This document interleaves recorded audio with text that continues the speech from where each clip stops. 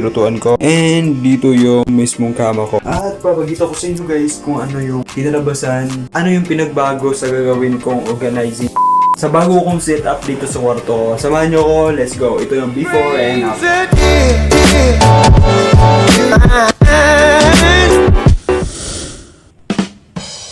Hey, what up? So ngayong araw na to, i-share ko sa inyo guys na renovate.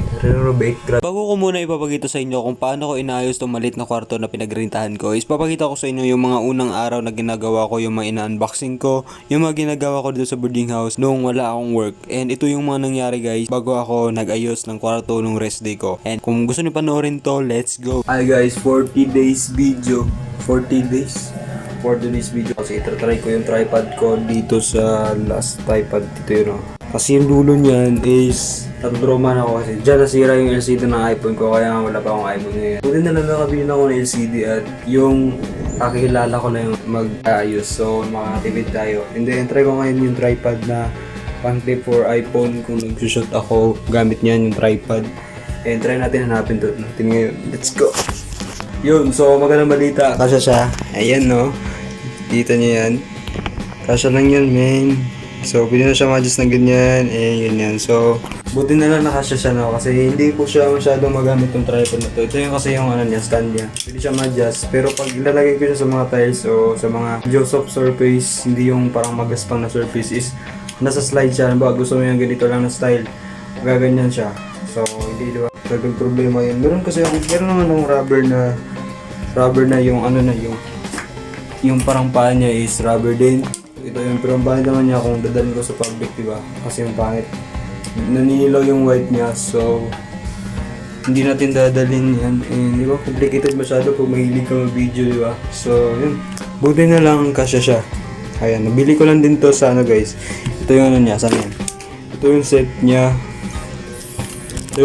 Nabili ko yan sa DIY dati, yung nag-work pa ako sa DIY. Parang adik ko ng video guys sa mga camera accessories. Bumili ako kahit wala pa akong iPhone that time. Pero yun, diba? At least napasaya natin yung sarili natin, diba? Yun, kasya siya. Yo, what up guys? So ngayon guys, payday ko na ngayon pero wala pa rin natira guys kasi nga meron tayong mga parcel na binili.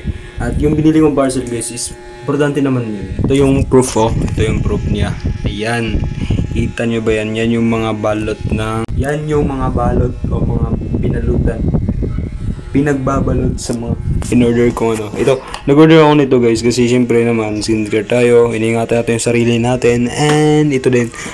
Secret din to kasi isa tong box, malamang box yan so hindi ko sasabihin kung ano yung laman niya, pero ito yung kasagutan kung anong laman ng box na yan. Ito yun sa Jollibee. Hindi ko alam guys kung anong laman nito kasi ngayon request ko sa niya is lang chicken, so check natin kung ano ba talaga yung laman, baka may dinag-trade ako.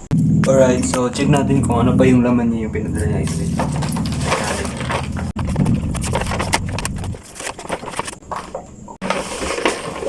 Ito laki naman pinala niya, sobrang niya talaga guys. Oh damn. Tignan nyo, super meal yung pinala niya. Check natin. Super meal. Jeez. Morning. So, low quality muna tayo kasi nga pinagpagawa pa yung iPhone. Tapos next bid natin, maganda na yung quality na yan. Let's go.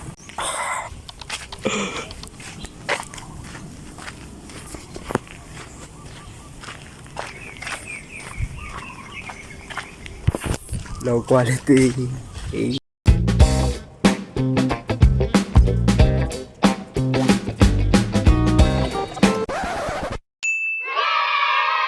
Hey, what up? So ngayong araw na to, i-share ko sa inyo guys na renovate. Grabe naman yung renovate, wala tayong budget niyan. May makeover natin o i-organize natin itong maliit na kwarto natin na pinagrintahan. At ito yun. At papakita ko sa inyo guys kasi ito yung current setup ng kwarto ko. Meron akong lalagyan ng mga damit dyan, hanger and bag and etc. Dito yung fan ko, yung tubigan ko, at dito yung lutuan ko. And dito yung mismong kama ko. At papakita ko sa inyo guys kung ano yung kinalabasan o ano yung ano yung pinagbago sa gagawin kong organizing sa bago kong setup dito sa kwarto. Samahan nyo ko, let's go. Ito yung before and after. As you can see guys, meron tayo dito, dito yung pintuan ko, and papakita ko sa inyo guys, ito yung butayin ko, dito ako nagluluto, and meron tayong dustpan dyan kasi hindi mawala yung dustpan guys kasi nga, syempre diba may mga dumi-dumi yan sa sahig and kailangan natin ligpitin. And meron ako dyan Crocs tsaka isang sapatos, at dito naman mismo is dito yung pang one bed person ng one bed person pang one person na bed, and dito naman yung mga lalagyan ko. Actually guys, ito punong-puno yan kasi dyan ko dinastock lahat ng mga kailangan ko at hindi ko masyadong ginagamit pang araw-araw. And nakikita nyo guys, meron tayong mga messy na gamit dyan and gamit dito, and yan yung mga palagi yung ginagamit sa araw-araw. And sa likod nyan, sa likod ditong hangiran ko is dyan yung mga damit ko, and meron tayong mga dyan. Yung isang problema ko dito guys is madaming lamok, at yun yung ginagawa kong paraan kung bakit ko paano ko isolve yun na hindi masyadong malamok dito. And ito yung nangyari guys, siguro itong cortina na to is papalitan ko ng full white, and papalitan ko ng full white lahat ng gamit ko dito.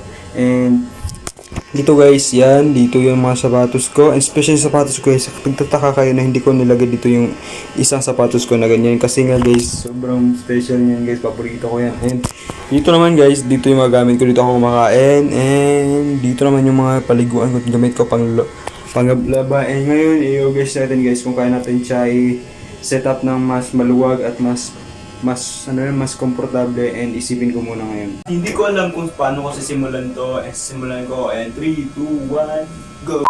So update, after 1 hour ko na paglinis at pag-ayos dito sa gamit ko, at ito na yung bagong style niya, at may nagbago din, di ba? So dito na part is wala na yan kasi dito ko siya nilagay sa katabi ng pintuan na yan, at dito yung lutuan ko banda. Kahit anong gagawin ko guys, kalat pa rin siya tignan, pero okay na yan. At least medyo malaki na yung space dito na pag-workoutan ko. And dito naman guys, banda is hindi pa rin natanggal yung mga shoes. Siguro dito ko siya ilalagay.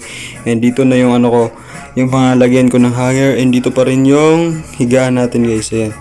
Ayan, ito yung final looks ng kwarto.